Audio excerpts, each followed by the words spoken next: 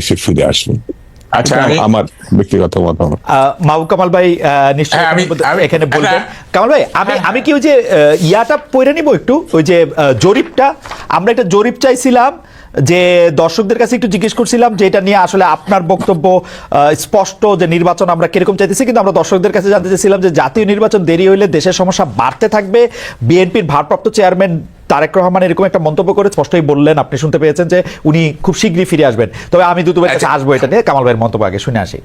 আচ্ছা, শোনেন কথাটা হচ্ছে, আমি আর একটু এগিয়ে যাই।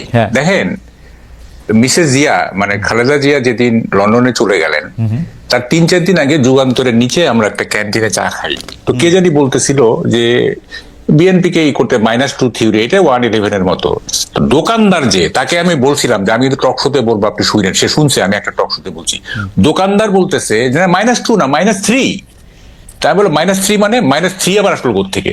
বলে যে তারেক জিয়া, খালেদা জিয়া, শেখ হাসিনা, -3। মানে সে বলতে চায় খালেদা জিয়াকে আসতে দেওয়া হবে না। আমি এটা আই ডো নট এন্ডোর্স, সে বলতেছে আর কি, দোকানদার কিন্তু সে, হ্যাঁ, এইভাবে সে ভাবতেছে। যাই হোক, এখন দেখেন মানে বিষয়টা কোথায় গিয়ে দাঁড়াইছে। এই যে মানে স্থানীয় সরকার আগে না কি বলে যে জাতীয় নির্বাচন আগে, এইটাতে যে এই যে গভর্নমেন্ট উপদেষ্টারা বা গভর্নমেন্ট যে স্থানীয় সরকারের পক্ষে নিল, মানে এটার পক্ষে থাকলো, এটার কারণটা কি? এইটার কারণটা হচ্ছে যে বিএনপি কে মার্জিনালাইজ করা। তারা ক্ষমতায় থেকে ছাত্রদের দিয়ে তারা গ্রাসরুট লেভেলে অর্গানাইজেশন করবে, অর্গানাইজেশন শেপ একটা ভালো জায়গায় ভালো একটা অর্গানাইজেশনের শেপ দিয়ে তারপরে তারা ন্যাশনাল ইলেকশনে পার্টিসিপেট করবে, যাতে তারা ন্যাশনাল ইলেকশনে জিততে পারে।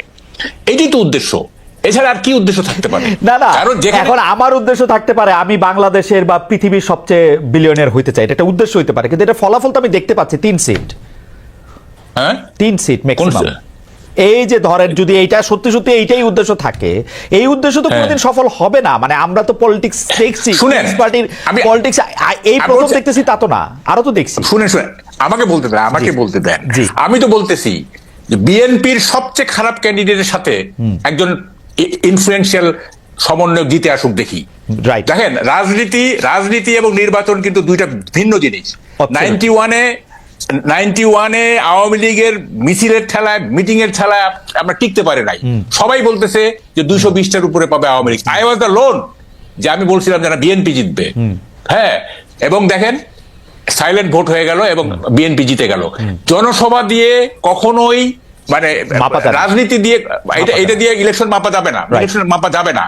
তো ফলে এই যে তারা শ্রম দিচ্ছে না, এই যে এত শ্রম দিচ্ছে, এবং এর পেছনে বহু টাকা যাবে, বহু চাঁদা দিবে লোকজন, ভালোবেসে চাঁদা দিবে, হ্যাঁ, তারপরে এই যে এত টাকার কি মানে what is the use of all this things? হ্যাঁ, আমি তো এইটার কোনো দেখেন, আপনি দেখেন খালেদ, আপনি আমাকে মানে একদিন একা ডাইকেন তো, মানে আমার কথার পাহাড় জমে আছে, মানে এই যে 1 ঘন্টায় তাও 2 জন আমার মানে কথা শেষ না। আচ্ছা, ঠিক আছে, আমি কামাল ভাই আপনার কথা আমি একাই শুনতে চাই, আপনি ওই জায়গাটাতে একটু বলেন তো। আমি বোধহয় আপনাকে ডিস্ট্রাক্ট করতেছি, যে আপনি ওই জায়গাটা একটু বলেন তো, যে আপনার কাছে কেন মনে হচ্ছে যে বিএনপি এর প্রতি অনেকে টার্গেট করতেছে, এই জন্য বিএনপি দুর্বল হইতেছে এবং বিএনপির শীর্ষ নেতৃত্ব